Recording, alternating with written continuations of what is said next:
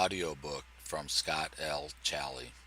The Beepin Brothers Road to Success is an action, suspense, thriller, comedy, romance, drama, and religious book. This is an adult comedy. It is rated R, recommended for a mature audience. Please visit my website at www.scottchally.com. Part 1. Starting with the prologue.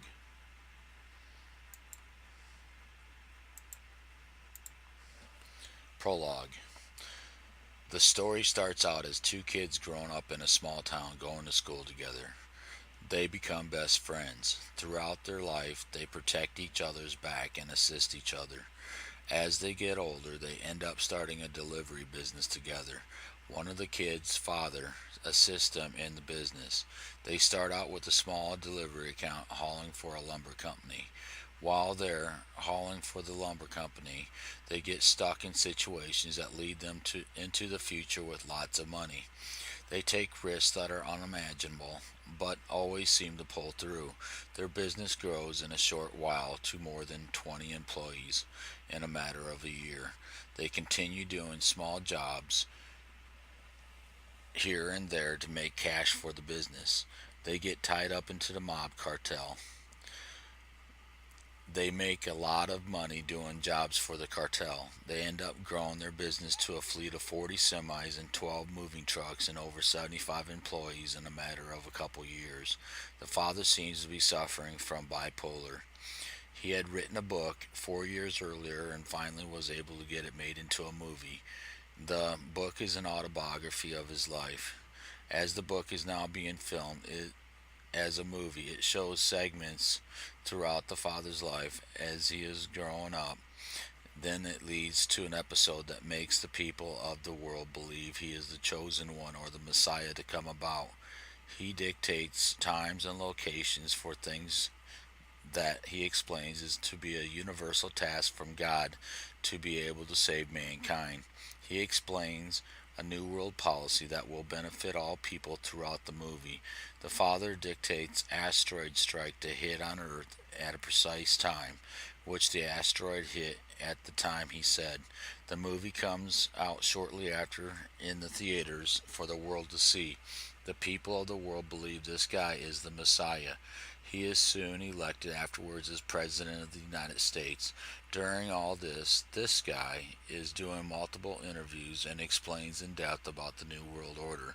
Soon after he takes office, establishes a new world order for the people. The ending has a great outcome of what the new world will look like and be in the future.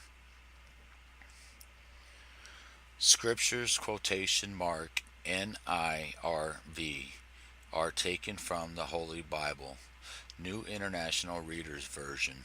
NIRV, copyright 1995, 1996, 1998 by Biblica Income. Use and permission of Zandervan. All rights reserved worldwide. www.zandervan.com. The, the NIRV and the New International Reader's Version are trademarks registered in the United States Patent and Trademark Office of Biblica Income.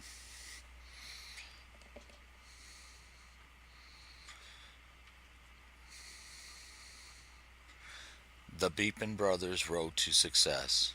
The light shines on many. Only a few lucky ones make it through the cracks. By being bold, holding on to what life brings, you can accomplish just about anything. If you believe in yourself with the Lord on your side, good things may come about. By Scott Leroy Chally. It starts out as two kids who found true friendship, which they built from one another in a small town called Monticello, Monticello, Iowa. Approximately 3,500 people, friendly farming community, good schools. In the fall year of 2007, these two kids named Ricky and Jimmy had realized what good friends that they were to each other. I'll lead you into the story and tell you about it. Ricky Longjohn lives in Monticello and currently goes to the Monticello Middle School and is attending 7th grade. The school consists of grades 5th through 8th. Ricky is a B student, very active, and likes to joke around. He lives about 4 blocks away from the school. Jimmy lives on the same street, but only 2 blocks away. When Ricky walks to school, he stops by Jimmy's house and then would walk the rest of the way to school and hang out. Ricky has blonde hair, under 5 foot for his age, and is fairly slender. Well, this day was just like any other day for Ricky. He got up early, showered, and got ready for school. He grabbed his school books and headed out the door. He met up with Jimmy. They would walk to school and hang out by the locker in the morning before class would start to mingle with their friends. But this morning it was a Tuesday, and the most amazing girl in school had walked up to Ricky and handed him a note. Her name was Molly Brunneman. She was sassy, sexy, all that what a young boy would want in a girl. She was mature for her age, stood about a half a foot taller than Ricky. She had breasts, which all the other 7th grade girls did not have. She came from a well to do family with money, a straight A student. She had long, wavy blonde hair halfway down her back. She wore a little mascara. That was all the makeup that she had. Her skin was in good complexion, where you would think she was a model. Molly. Hi, Ricky. Ricky. Well, hi, Molly. How are you today? Molly. I'm doing good. Wanted to ask you something, so I wrote a note. Could you get back with me before the end of the day on what you might say? Sure thing. Anything for you, Molly. Molly's note was folded up into a square. It said to Jimmy from Molly, with the heart drawn on the front of it. Ricky opens it right away, and Jimmy was looking at it as well. It said, "Dear Ricky, I have been studying you all year long, actually since the 5th grade. I feel like I really like you, and I was wondering if you'd be willing to take me to the 7th and 8th grade dance. I was wondering if you would let me know before the end of the day for Friday's dance. Sincerely, Molly. With love." Ricky and Jimmy had read the letter in no time at all. They turned to each other and high fived in the air. Jimmy was a little jealous of Ricky because of the hot girl that he had scored without trying or asking, but was still very happy for Ricky. School was about to start. The buzzer was about to ring. There was about another 4 minutes until class started, so Ricky had to go to the restroom, but he didn't realize this kid from 8th grade named Wayne Johnson had followed him in. Now, Wayne Johnson is the type of kid that pretty much thinks his shit don't stink. He believes he always right. He thinks everyone likes him and everything he says goes. He also is the captain of the 8th grade football team and is an AB student. Wayne is about 6 foot tall, military type haircut, blondish brown hair, slender to medium built. He likes to brag about everything in general. There were 4 urinals in the bathroom, and there was already a kid in there taking a leak. Then Ricky went to use the middle urinal. When Wayne took the urinal on the left, and this is what came about. Wayne. So, Ricky, I noticed Molly giving you a note in the hallway. May I ask what it said? Ricky. I don't mind. She just wanted to ask me to the 7th and 8th grade dance on Friday. Wayne. I don't think that's a good idea for you to go to the dance with her. Well, I'm going because I like her. I said you're not going to the dance with her. I see. I'm going whether you like it or not. I say I'm going to kick your ass. Well, matter of fact, I challenge you tonight at 3 o'clock after school gets out. You see, Ricky, Molly likes me and you're in the way. You should have left things the way they were and not go. Wayne leans over in the urinal a little ways, and then he says, with the commotion of the other kid in the bathroom, with a laugh and a little giggle, things were said. Wayne, wow, your penis is small. Ricky tries to hurry up and finish up peeing, but it's already too late. The other kid leaned over in as well and started to laugh. Ricky, shut up, mind your own business. Wayne, All I know is you're mine after school, little Dicky Ricky. I don't want to fight you, and don't call me that. I'll call you whatever I want to, and you can't do nothing about it. Wayne and the other kid finished up in the bathroom. Wayne had left. The other kid said something and was showing his hand in the air with his thumb and index finger about an inch away from each other. The other kid said with a smile, "So your new name is Little Dicky Ricky? That's not cool, man." This was a blow to Ricky's morale and self esteem. Ricky was trying to figure out how everything went so wrong in such a short time. Now he had to figure out what he needs to do to make everything okay. He didn't like having the nickname Little Dicky Ricky, and he didn't feel like being a coward by not standing up to Wayne Johnson, but he didn't want to fight either. Ricky went about his day and was wondering what he should do. First of all, he was excited about Molly Brunham and writing and asking him to go to the dance. So he figured he should write Molly a note and let her know he'd be happy to take her to the dance. He had class with her third block, which was science class. The note Ricky wrote said, "Dear Molly, I was so surprised and excited at the same time when you came up to me this morning and handed me that note. The answer is yes, and heck yes, I'd be happy to take you to the dance. But you probably know by now Wayne Johnson likes you as well, and tells me if I choose to take you to the dance, he'll fight me after school, which I will do to be with you. Truly yours, Ricky." Ricky had entered the science classroom, where he noticed Molly sitting near the front. As he went to approach Molly to give the note, then there was this other kid that had walked in the classroom named Bobby Thornroad, who is a distant friend of Ricky's, but the comment wasn't cool. Ricky, "Hi Molly." Molly, "Hi Ricky, I see you have something for me." Ricky hands the note that was folded up into a square to Molly. Bobby, "What's up, little Dicky Ricky?" As the whole class heard. Ricky, "Hee hee, very funny." Molly, "Why did Bobby call you little Dicky Ricky?" Teacher, "All right now, class, settle down. That's enough. Bobby, have a seat. I'll need you all to pull out your homework assignment for today." Ricky, "I'll talk to you later, Molly. I hope you like what I wrote." Ricky went to have a seat in the classroom near where Molly sat. On and off during the class, they were communicating to each other. She was happy to hear that he was happy to take her to the dance. Ricky was happy to hear from Molly during the class and completely forgot about Wayne Johnson wanting to fight him after school at 3 o'clock until Molly asked the question of, "Ricky, why does Wayne Johnson want to fight you?" "Well, I believe he is jealous of me taking you to the dance." "You don't have to fight him, just don't." Ricky, "You don't seem to understand. The name Bobby called me, little Dicky Ricky, started from Wayne, and it's an image that I would be a coward if I don't stand up to him. Don't worry, I'll be fine. I'll figure something out." The buzzer just rang. Third block science was over, and it meant it was lunchtime. Ricky met up with Jimmy in the hall next to his wall locker.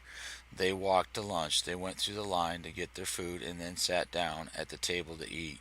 Before Ricky and Jimmy were finished with their lunch, Wayne came over to the table where they sat and leaned over and said a few words. "Wayne, are you having second thoughts about fighting me this afternoon at 3 o'clock, Ricky? Are you still going to take Molly to the dance?" "If that's what it takes, I suppose I have to fight you because I'm going to the dance with Molly." Halfway across the lunchroom, there was a kid named Steve Sash from 8th grade who was friends with Wayne. He screams out and says, "Steve, hey Wayne Johnson, is it true you're gonna kick little Dicky Ricky's ass today at 3 o'clock?" By now, if the school didn't already know, Ricky's name was now Little Dicky Ricky. It was like everything went wrong. Steve had finally made his way over to the table where Ricky and Jimmy were sitting, which Wayne was standing talking to Ricky. When Steve and Wayne does a special handshake with a fist bump. "Wayne, so I suppose I'll see you at 3 o'clock out in front of the middle school, so don't try to skip out." Wayne, yes, Steve, it's on for 3 o'clock. Steve, I feel sorry for you, little Dicky Ricky, because gonna get stomped by Wayne. Ricky, we'll see. Wayne and Steve had left the table, which Ricky and Jimmy were discussing what they should do after that afternoon to handle the situation. All Jimmy would say to Ricky is, I have your back. Lunch was over. There was about 15 minutes left in the day where all Ricky could do was think about how bad it is going to how bad he is going to get his ass kicked. Then it was 3 o'clock, the buzzer rang. Ricky walked out of the classroom and met up with Jimmy. They proceeded to go outside. What was strange seemed like all the other kids in school skipped going to their locker and headed outside as well. Once Ricky and Jimmy made it outside in front of the school, they saw Wayne Johnson with a big crowd of people around in a circle. Wayne was boasting and had his arm out like he was luring a kid in as if they were to get some candy. Ricky had walked up to Wayne, which Jimmy wasn't far behind them. Ricky began to speak. Now, Wayne, we don't have to do this. We don't have to fight. Let's just put this behind us and forget about it. Just when Ricky was finished talking, Wayne took both arms and shoved Ricky forcibly to the ground. It was at which time Jimmy jumped on the back of Wayne and had his arms for which he couldn't swing. Wayne was staggering, trying to hold up Jimmy. Now, Jimmy Chally has been friends with Ricky for many years. They look out for each other when one gets into trouble. They help each other out. This was Jimmy's turn, and Jimmy was not afraid. Pretty intelligent, always trying to do the right thing, good communication skills, straight A student, blonde hair, about 5 foot 6 inches tall and medium built. Jimmy, kick his ass, Ricky. Kick his ass. You can do it. Wayne, get off me, you twerp. Now all the kids were cheering. Some were saying, come on, little Dicky Ricky, and others were saying, come on, Johnson. Every way you looked at it, there were screaming and shouting. Then Ricky got up from the ground fairly quick and he charged towards Wayne like he was going to swing. Instead, he kicked as hard as he could between Wayne Johnson's legs. Wayne had immediately fallen to the ground sideways, and Jimmy jumped off his back holding his as he was holding his crotch. Ricky, now I suppose I can call you Swollen Johnson. Wayne, you're mine another day, I assure you.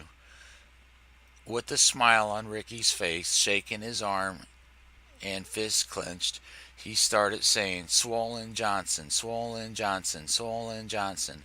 Then the crowd spoke it as well. From that point on, the school knew Wayne Johnson as Swollen Johnson, which neither of the three knew. There was a teacher outside that saw everything and had grabbed up Wayne, Ricky, and Jimmy and took them to the principal's office. The three sat out in the waiting room while the teacher went into the principal's office to explain the situation of what just happened. The principal's name was Mr. McGeady. He invited the three to come into the office to explain their side of the story. Mr. McGeady, you know fighting on school property is not allowed, nor should it ever be allowed to fight.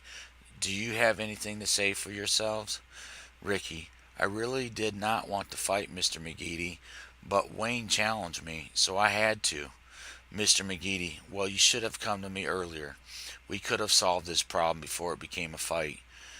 Mr. McGeady, do you have anything else to add to this, Jimmy or Wayne?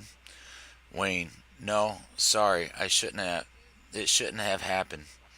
Jimmy, no, sir.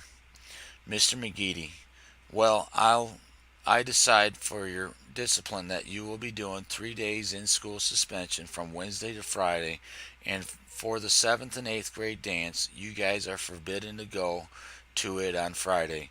You're lucky that's all you're getting for discipline. Ricky, but Principal McGeady, not the dance. Please, is there anything else I can do differently? Mr. McGeady, no, but I'm sure you will let your parents know what happened here today. Wayne, Ricky, and Jimmy had 3 days in school suspension and were unable to go to the dance, which made Ricky really upset. Chapter 2. It was 10 years later, the spring of 2017. Ricky, Jim, Ricky and Jimmy, with Jimmy, Ricky and Jimmy lived with Jimmy's parents in their four-bedroom house, also with Jimmy's younger brother named Jason. Jimmy and his dad named Scott would get up at 4 o'clock every morning to be at work at 5. They worked at the same factory. Jimmy's alarm went off at 4 o'clock. He reaches over and turns it off and crawls out of bed. Next, he goes to the restroom and then he's standing in front of the mirror. He starts brushing his teeth, then he shaves and goes to the shower. He comes out with a towel on, goes back to his bedroom and changes into his work clothes. He comes back downstairs, sits at the dinner table while his dad Scott is making some bacon, scrambled eggs, and toast. Scott, here, son, here's your bacon, eggs, and toast. Thanks, Dad. They're good, by the way. Do you like your job in the factory, Dad? It's been good to me. It kind of grows on you after time. Well, I've been having worries about getting hurt like you did with your hand. Well, you shouldn't worry, son. Just because I got hurt doesn't mean you will. I suppose so. And plus, where else are you going to make 25 plus dollars an hour? I'm just saying, I'm not sure if this job is for me, but I appreciate you getting me on at the factory, Dad. It's been 5 years. You did most of it yourself where you're at. Jimmy's father finishes his breakfast and puts his coat on. Then he was headed out the door with his lunchbox. Scott, well, I'll see you at work. Don't be late. Love you. Jimmy, I won't. Thanks for the eggs and breakfast. Jimmy had made his lunch. He made a turkey, tomato, lettuce, cheese, and mayonnaise for a sandwich with Cheetos pudding and a banana to put it in his lunchbox. 10 minutes after Scott, Jimmy's father, had left, Jimmy left. Jimmy that left Jimmy decided to go. He had about 7 to 10 blocks to go to get to work and takes about 3 minutes in his 1992 Mazda Miata. Jimmy arrives at work 1 minute prior to being late and hears Chuck and Jim say something like, "You're gonna be late." And Jimmy says, "Not today." Jimmy arrives at the clock, one of which was counting down the last 30 seconds before the buzzer would ring. He punches in and walks to his station. Jimmy looked at the packets for the station to be ran. Then he decided to run 4.5 inch tubes, which he took the job that was in the tub on the cart and pushed it next to the lathe. Jimmy looked at the blueprints and seeing what he had done, or what had to be done, he adjusted to fit the lathe and then adjusted to take out 30 thousandths of an inch of the ID dimension. He pushes the rate of feed about 15 to 20 thousandths, and then he did a primary check for the first quarter inch and readjusted the lathe to the proper ID tolerance. Jimmy was doing the first piece when all of a sudden he saw a wire coming out of the inside of the tube. It was getting longer and longer. Finally, Jimmy thought, I better remove that before it cuts or harms me. As he's reaching to remove the wire, he saw his fingers in motion, and then all of a sudden they weren't there. Then 3 of the 4 fingers disappeared and fell into the machine. Jimmy had just lost 3 of his 4 fingers on the right hand. Then, like in a distant tunnel vision of light, then white came into view and the sound of his dad saying, "Are you all right, son?" As Jimmy was looking at his right hand, and he started to smile and say, "Yes, everything is fine," after he realized his hand was still intact. It wore on Jimmy the episode that had happened. He felt as if it was deja vu, and it was just a warning. Scott, I stopped the machine for you. Why'd you do that for? Because there was a long wire coming out of it and it was safer to shut it off. Thanks. I think I'm all right. Jimmy took the hook and cleaned the machine free of its wiring, which should have been done when the machine was running. Then he backed out the boring bar from the machine and took the bore mic to measure the hole. It was fine, so he switched out the part. Scott, The reason why I came over was because I wanted you to go to the store and pick up some food for tomorrow. I'll be staying a little later today. Could you pick up shaved ham, bread, sliced cheese, lettuce, tomato, and mayonnaise? Also pick up some milk while you're at it. Sure, no problem. I can do that. Do you have some cash? Scott hands Jimmy $40. Back at the house, Sandra, Scott's wife, gets up at 7 o'clock. She goes to Jason's room and wakes him up to take a shower and get ready for school. After Jason had gotten ready, he went to the kitchen to eat a bowl of cereal. Sandra was sitting down at the table reading the paper with a glass of orange juice and a couple slices of toast. So, Jason, do you have any tests today? Yes, I have a calculus test. Did you study for it? Yeah, I spent about 2 hours last night studying and doing homework. Well, I wish you the best of luck on it and have a good day at school. Jason leaves out the door at 7:45 a.m. to go to school with his 2006 Pontiac G6. Then Sandra had gotten ready. She worked at Citizens Financial State Bank in Monticello as a loan officer. She had to be there before 8:45 a.m. She had a 2016 Chevy Malibu. Then at 9:30 a.m., Ricky gets up to take a shower, then goes to the kitchen to make some breakfast. Most of the time, he had the house to himself for the last 6 weeks since he got laid off from Forbes, a plastic injection company. It was May 2nd, and he had gone to several locations recently to apply for work, but was unable to find a job. Part of his routine was to hang out on the porch and lay on the hammock. While he was laying there, he heard someone call out his name. It was old Mrs. Weathersby across the way. Jimmy got up and went over to her. She had asked if he could carry her groceries in. He said, "Sure, no problem." Mrs. Weathersby, how have you been doing lately? Not the best. I can't seem to find work. Well, don't lose hope. When the timing's right, you'll find a job. And you, how are you doing? Well, I've been really lonely since the last year when my husband passed away, but besides that, I'm doing fairly well. My health is still all right.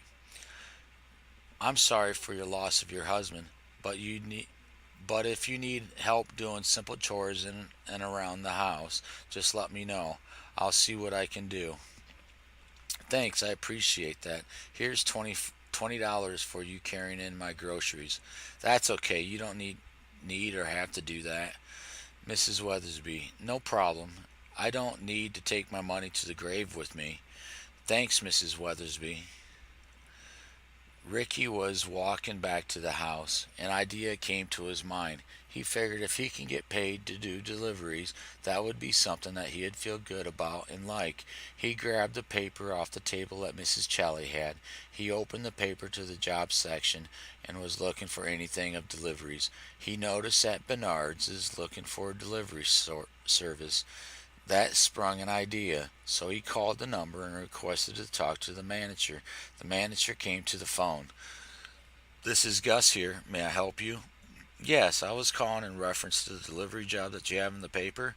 Could you fill me in a little bit about what you would like to have or what the requirements are? Well, I'm looking for a delivery service that has a multi-million-dollar insurance policy. Your business has to be legal to operate on the road. You'll need a flatbed truck, a boom truck, a 14-foot box truck or larger, a dress code that you can come up with. The hours are 7 o'clock in the morning until deliveries are ran for the day or until 10 o'clock at night. And of course, you will need phones for your drivers. The current delivery service was making between $225,000 to $300,000 a year. During the peak season, you will be running between 25 and 30 deliveries a day, 7 days a week. At times, you will have to go with two people to do drywall deliveries. They weigh about 230 pounds for two sheets of 5/8 4 by 12, so the ones that work for you should be in good shape to handle the task. How soon do you need the delivery service? In about a week or 3 weeks. In about 2 to 3 weeks. That's when the other service is retiring. If Ricky, if you would like, I'll give you my phone number. My name is Ricky Longjohn, and I'll call you back within a couple days to let you know if we want to take the task on for your store to do deliveries. By the way, there's one more or other thing that you get, and it's a 1% escrow tax on all deliveries that you deliver. Usually, it's about 2 to 3 million worth of product delivered a year that is paid out at the end of the year. So you'll get an extra $20 to $30,000 as long as you're still working for Bernard's every year. Well, thanks. I'll let you know in a few days. Have a good day. Bye. At the factory, it was 2:59 p.m. Jimmy was standing by the time clock. He then punched out at 3 o'clock, got in his Miata, and headed for the store to pick up some groceries his dad had asked him to pick up. He went to the deli counter and asked for some shaved ham, and then he got bread, lettuce, tomatoes, sliced cheese, mayonnaise, and some milk. He also got chips, dip, along with a 12-pack of Busch Light beer. He went to the checkout line and he seen an old friend from school, Molly. She was a Cashier. Jimmy, hi Molly, how are you doing? Good for the most part. Are you still dating that asshole Wayne? He's not really that bad. He has to be born. His attitude is like a stiff prick. I heard, though, through the grapevine that you moved in with him. Yeah, I'm trying to see if we're compatible, and if he gets me pregnant, I plan on marrying him, but no luck so far. What, you want to get pregnant first? Yeah, I want to have 3 kids, a family, you know. I just want to let you know that Ricky has a serious crush on you, yet you should give him a chance. You never know what the future may bring. If things don't work out with me and Wayne, and he isn't seeing anyone, maybe. Well, thanks. Have a great day. Until next time. Okay, you too. Bye.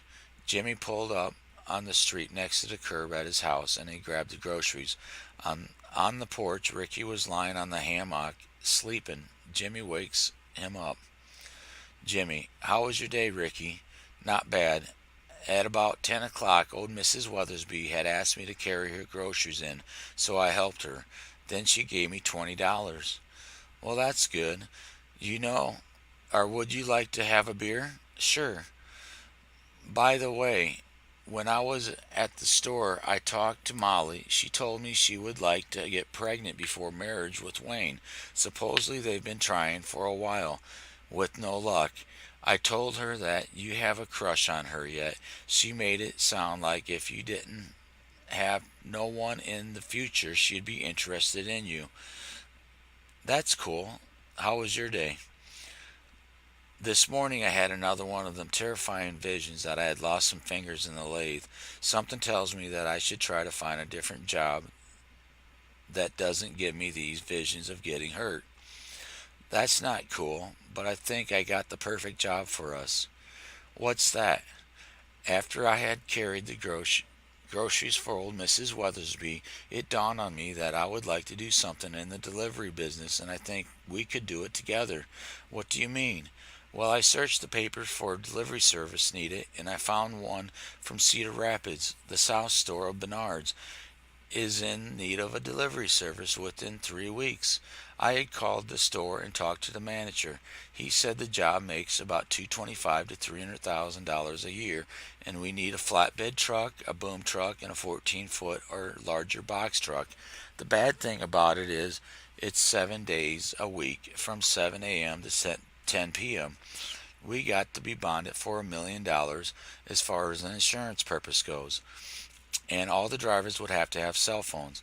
We'll have to make our own dress code, and the business has to be legal to operate on the road. About how many deliveries a day is that? He said during the peak season it'll be about 25 to 30 deliveries a day.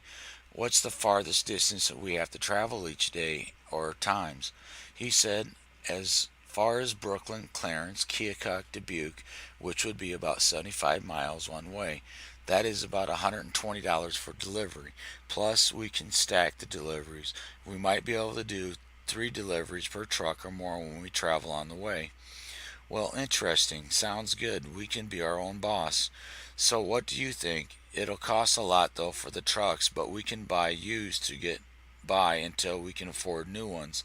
Yeah, heck yeah. Let's do it. Jimmy calls the DOT Department of Transportation. He asked what was the requirement of having delivery business. The lady on the other side of the phone said you must have a DOT number and register with the state with payroll taxes and Social Security. Also register for any other states that you work in. You plan on doing business of any moving like household. You will also need to make up a moving tariff to show your business of operation. It it's a must to have a DOT number on the side door of each of your on each side and the name of your business visible. He told her thanks and asked her kindly if she could send out the paperwork needed for him to fill out. It was just about 6 p.m. Scott and Sandra and Jimmy and Jason and Ricky were sitting around the kitchen table ready to eat some pizza that Mrs. Chally had ordered from Johnny's Pizza Ranch. Two large, a cheeseburger pizza and a sweet and swine pizza that was delivered. Jimmy, Scott, Jimmy, you said that you had something to tell me, so what's on your mind? Yeah, Dad, I do. You see, Ricky was looking into a delivery business today in Cedar Rapids that entails having three commercial trucks needed to do deliveries for the store. I decided that I'm putting in my 2 week notice at work tomorrow so I can venture into the business with Ricky. Scott, are you sure that's a good idea? You have such a great job now. It'll be hard to find another one if you should change your mind. You make good money. Well, you remember this morning when you turned off my lathe? I've been having like visions lately that are not good. They're scaring me. I'm worried about getting hurt or losing fingers. And plus, I think I'll be happy doing deliveries, traveling around the countryside, taking in the scenery and talking to people. Ricky, I talked to the store manager today of Bernard's, and he said that we'd be making about 225 to 300,000 a year, but we got to move quickly because he needs a delivery service in 3 weeks. Scott, what do you think, honey? Do you think they should do it? Sandra, they're young, in good shape, and I believe they will be motivated for the job. Yeah, I'm in for them. I could help them do their payroll, bills, taxes at the end of the year. I believe if Jimmy puts in his 2 week notice at the factory, he should have no problem getting hired back on in the future. I suppose you're right. Maybe I should quit my job and help them too. Maybe I've been working at the I've been but I've been working at the factory for 20 years, which I still have my veterans disability that pays me 30,000 a year. Sandra, that would be fine with me. With the 50,000 I'm making and the 30,000 from you, we still have 80,000 plus whatever you make doing deliveries. Jason, what about me? I'm just about out of school. I have like only a month left. Then I will need to find a job. Would you consider hiring me? Jimmy and Ricky, sure, we will need all the help we can get. Jimmy, but I but you don't have a CDL and can't get one until you're 21 years old. But we could probably get a van truck or a box truck that you would just need a regular license. Ricky, I would on, we would only start you out at like 15, $16 an hour for deliveries. Me and Jimmy were thinking if you had a CDL, it would be between 18 to $20 in order to drive. Scott, you have enough money, Ricky and Jimmy, to start the venture like this? Jimmy, I have a little over $50,000 saved up, but I was going to use that for a down payment on a house. But that can wait. And Ricky, and I have about 12,000 saved up. Scott, you both will need to get your CDL, which I can help you with, but you will need to study for it. We have to find a 16 to 20 foot flatbed commercial CDL with air brakes right away. You'll need to come up with a business name. Have you thought of any? Jason, what about Weehaul? It would be like U-Haul. Jimmy, I was thinking something like Chally's Trucking. Ricky, but I'm not a Chally. We need something different, unique, and easily define with a ring to it. Weehaul sounds pretty good. Scott, if I had my say in it, I would call it Ace Services with the three of the four aces: Ace of Hearts, Ace of Spades, and Ace of Diamonds, which would stand for love, power, wealth, which you will also need a slogan. Jimmy, yeah, I like that, but isn't that from your New World policy that you came up with in the book? Scott, it is. That doesn't sound too bad for the slogan. For the slogan, I would think something like, "We deliver anything." Jimmy, are you sure you want to put down that we deliver anything? What if we don't have the proper trucks or equipment to haul? Ricky, well, that's when you charge an outrageous price to do the job. We figure out what it would cost to rent the equipment to figure it in on the job to be hauled. I suppose you're right. I think we could do it. Sounds good. Sandra, by the way, Jason, how did you do on your calculus test? I think I did pretty good. I believe I got a B or better, but I won't find out until tomorrow. The next day, Scott, Jimmy, Sandra, and Jason had left for the morning. Ricky got up about 9:30 a.m. and started to look through the paper for trucks. He found one that was in Wyoming, Iowa. It was a 1996 Ford F800 diesel, 18-foot flatbed with hoist with about 145,000 miles on it for $6,500, our best offer. So Ricky called the number. Earl. This is Earl. My name is Ricky. I'm calling in reference to the truck that you got listed in the paper for sale.